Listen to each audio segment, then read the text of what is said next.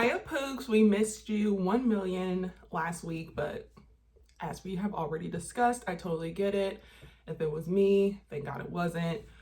Like, we would have just watched me in a puddle of grief, sadness, all of the above.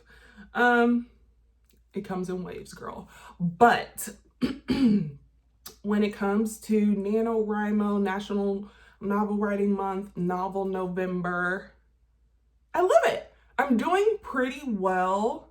I'm not like you. I can't write all day. Well, not all day, but writing every day just don't fit the vibe of Tay. So we're just gonna go past that. But I'm writing my mystery duology that I love and care about so much. On Instagram, I kind of introduced some characters that I'm working with. And my main character for this mystery duology, her name is Ava, and like her aesthetic is like Lovey Simone. And then her best friend Casey, his aesthetic is Stephen James. And I'm just like obsessed with this because, mainly Stephen James and his aura, because I saw him in a movie. I forget which movie. I think it was the one with Chadwick, the Bridges movie. And he was like in a bad situation, but was like trying to be good. And I was like, ooh, I want to see like his aura in a straight up bad situation. So that's what we're doing with my two characters right now, and their vibe / aesthetic. And then I had a interview with Becca Free on Instagram. And if you go see that interview, you will know the title of the mystery duology, book 1 that I'm writing. And yeah, she pulled that out of me. So it's exclusive on Instagram. Go check that out. I'm so proud of myself and that. And just like this journey, like sometimes, I don't know how many of y'all or if Pooks feel this way, but like sometimes I'm like, should I even be doing this? Because I work a full-time job and I'm like, I am so fucking tired. And I'm like, would I not be tired if I just like worked and like didn't pursue the dream? So that's what I go back and forth with 24/7.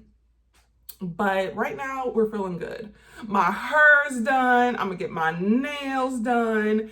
And yeah, so by this time, by 11:59 p.m. Sunday night, I want to have 25,000 words written. So then I have another 25,000 to write by the end of the month.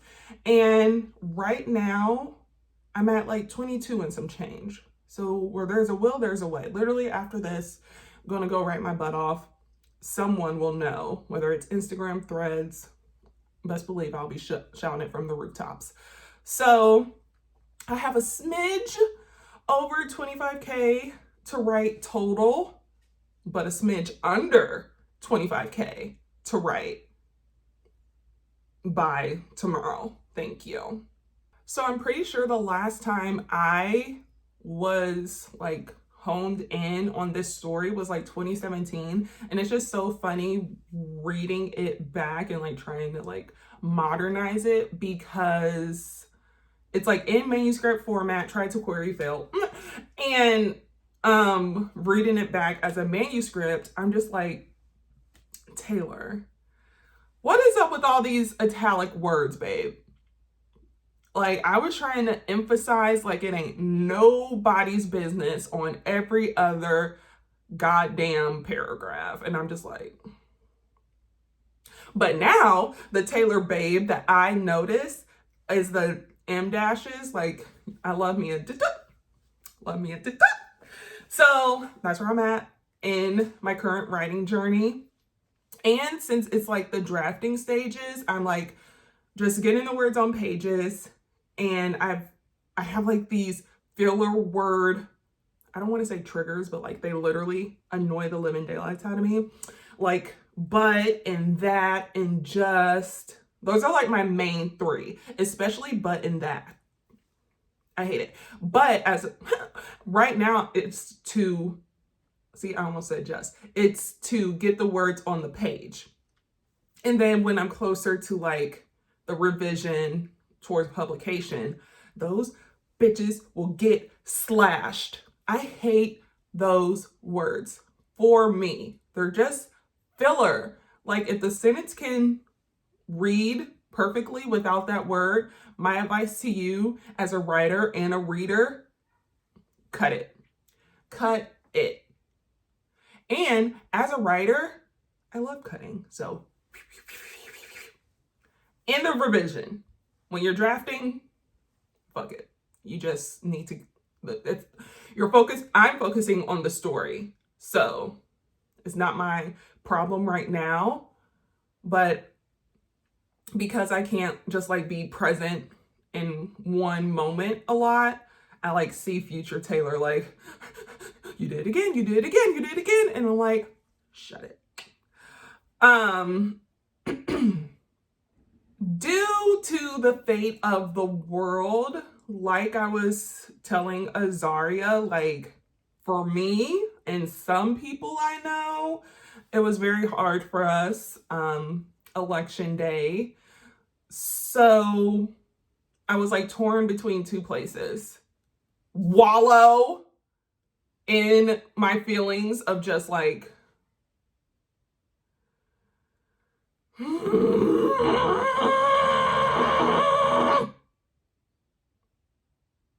or like just go with the go of the flow of writing, because I technically have a deadline and I really had to push through, and I'm really proud that I did, because per usual, like I've always known, but you know, when the depression hits, it takes some time to like get out of it. But for me, writing is therapy. So when I like got out of the and into the let's just go and get these deadlines, because nobody got time to be behind. Like it really helped with my psyche and just like my reason, you know, because I feel like I could get really bogged down, like, fuck it. Why try this, that, and the other? But I'm like, no. And if you're one of those people who is like, reading is not political, what the fuck are you reading? Because we're reading The Hunger Games, which is a literal her versus the government, her versus the government. That was also Divergent. So like, I saw, it was like it was a mix of both bags. Some people were like, if you're about this, this, and this, do not follow me, do not read me. My books are not for you, because I am here for minorities, LGBTQ, And I'm just like, I love seeing humanity in times like this. And I'm really going to hold on to that, because like as an author, I have to put myself online. I wanted to cut every social media. I was like, I don't need to be here, this, that, and the other. But my fellow authors, my fellow writers are like, we are here because we have something to say. We are here because we love people, love our body, our rights. Like, you think that wouldn't be a discussion, but it is.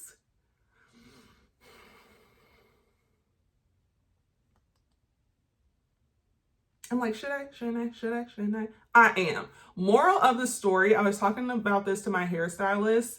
All of the stuff that the higher ups deem to make laws about, hell, for me, it ends and begins with, it ain't none of your goddamn business what I want to do with my body, what I want to do with my feelings of love, what I want to do with this, that, and the other.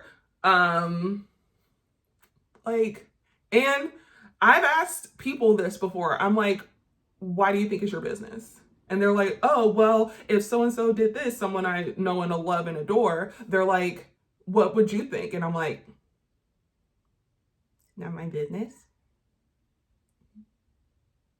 So, moral of the story is that my books are written for people.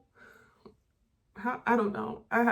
We have to move on. But the moral of the story is that if you are feeling some type of way about the future, there are authors out there who see you and want to like amplify your voice, your lifestyle, your choice.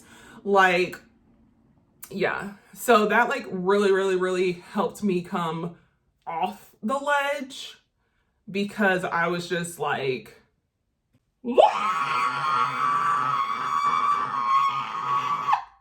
so when it comes to writing as therapy, reading as therapy as well, and I am just floored with the authors that I read because in no way, shape, or form am I like, oh, this is political, but those books get banned.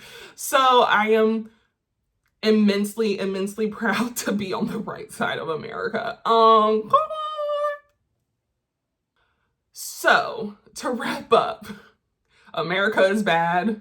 Writing and reading are good. Lean on your loved ones and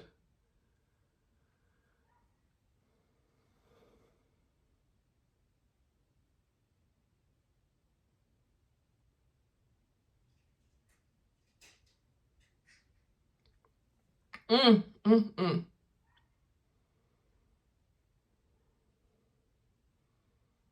I feel like someone asked me recently, they were like, are you okay now? I'm like, no. And then I'll like hang out with my friends or family and they're like, well, we gotta go. And I'm like, please no.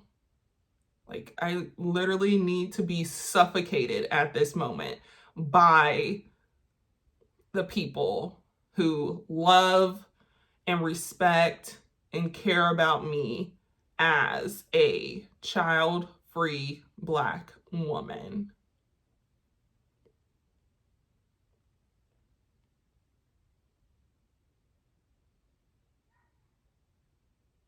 I will admit the character that I'm writing, she's a Black woman who is really into the fairy tale of life. So she's like, oh my God, I have to get married and have kids. And I'm like, great for you, because that's her choice.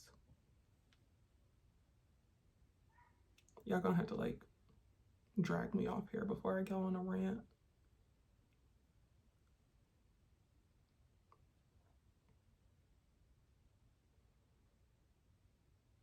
Write, read, loved ones. Therapy 101 by Taylorjbridgeforth.